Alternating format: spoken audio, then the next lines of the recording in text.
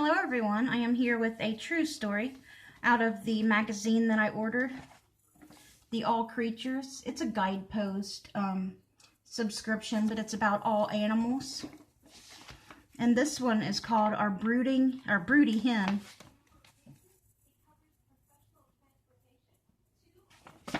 It's about a hen, of course. By Crystal Sands from Bangor, Maine. She waited and waited for her eggs to hatch, but was she meant to be a mama? Poor chicken. Sounds like me. Let's read it. That chicken just growled, my husband said. That chicken just growled, my husband said, surprised and amused. I think she's broody, I said. How long does that last? Ron asked. I didn't have an answer. A hen goes broody when she wants to hatch eggs. She will sit on them for days, weeks, or even months. During this time, her maternal instinct kicks in, and she can be sensitive and defensive, protecting her soon-to-be babies. Our hen was one of the 17 beautiful Rhode Island Reds on our farm. We hadn't named them, but she stood out for her behavior and affectionately became known as Broody Hen. Each evening when my husband or I would collect eggs from the coop, Broody Hen would growl and peck, upset that we were taking hers again. We didn't have a rooster yet, so her eggs weren't fertilized and would never hatch. We had to find a way to help her move on. One night, Ron came in from the coop excitedly. I figured out she really likes grapes. I traded them for eggs. Broody Hen had gobbled up the grapes, raised herself up, and let him take all her eggs, no fussing. Over many nights of this same routine, we got to know Broody Hen and fell in love with her. She would let us pet her and sit with her. She was actually very sweet. We spoiled her with grapes for about a month until she finally gave up her quest to be a mama. Truthfully, I was a little sad. I knew what it was like to long for a baby. After having my first child, I had tried for years to have another, and it just wasn't happening. I had given up too. Then by some miracle I got pregnant and wanted that joy for our Broody Hen. We got a rooster and over the years had several other hens go broody and become mamas, but never our dear Broody Hen. Last summer, we had 2 hens go broody.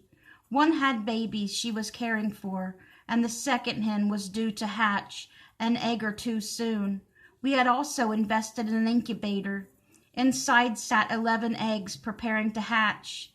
Because it's easier and healthier if a mama hen raises chicks, we had planned for the second Broody Hen to take our incubator babies along with her own under her wing. They should give them to Broody Hen. Then something strange happened. Broody Hen went broody again. For the first time in 4 years, she sat on the biggest clutch of eggs she could find. Yes, she stole other hens' eggs, growling at everyone. I couldn't believe she was back at it after all this time trying to be a mama. The problem was she just had gone broody, and the incubator chicks were due to hatch at any minute. Without going through the process of sitting on eggs for a while, it was unlikely she would accept babies that suddenly appeared. Maybe we should stick to our plan and give the babies to the second hen, I said to my husband. I think you're right, but it's too bad Broody Hen couldn't get to be a mama. The first incubator egg hatched. While the second hen slept, we snuck one of her eggs out from under her and placed it with the baby. She would wake up, think her egg hatched, and adopt the baby. In the morning, I checked the mama and new baby. The tiny chick was out of the nest crying. The mama had rejected it. We should give her one more chance, Ron said. I don't know. I heard if they reject the baby, they reject it, I said. Still, we decided to try again, placing the incubator chick back with the mama. An hour later I returned. The baby was dead. Not only did we lose that beautiful chick, we weren't going to have a mama for our incubator hatch, unless Broody hen could do it. Soon all of the babies had hatched in the incubator. That night we put them in a basket and carried them to our garage, where we had Broody hen nesting in a crate. I was scared. What if we lost more chicks to rejection? One by one we took an egg from under Broody hen and replaced it with a little bundle of cheeping fluff. Broody hen stirred but didn't fully awake. All we could do was pray that our plan would work. The next morning I got up very early and hurried to the garage. If there were any signs of rejection, I would pull the babies and raise them myself. There was Broody hen with babies hopping all over her, cooing and purring in utter contentment. She looked so proud. At last her miracle had happened, just as mine had. Every one of those chicks grew up happy and healthy, thanks to Broody hen, our little hen who finally got to be a mama she was meant to be. Isn't that sweet? And they are very protective. We had a little farm we lived on when we were kids, and we had chickens and chicks, and my sister went to pick up one of the baby chicks, and that mother was a black hen. She chased her and pecked her, chased her clear through the yard, protecting that chick.